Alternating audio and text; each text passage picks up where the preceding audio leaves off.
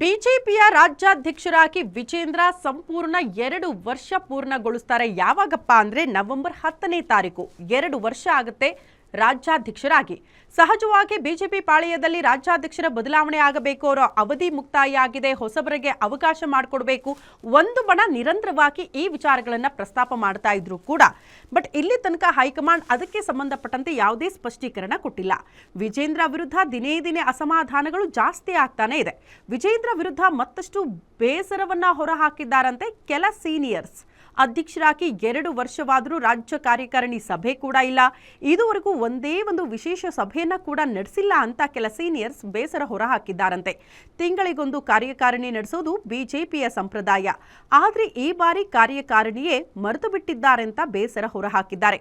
ಪಕ್ಷದ ಹಿರಿಯರೆಲ್ಲ ಇದೇನಿದು ಅವ್ಯವಸ್ಥೆ ಅಂತಿದ್ದಾರೆ. ಹೀಗಾದ್ರೆ ಪಕ್ಷ ಉಳಿಯೋದು ಹೇಗೆ ಅಂತ ಕೆಲವರು ಪ್ರಶ್ನೆ ಮಾಡ್ತಿದ್ದಾರಂತೆ.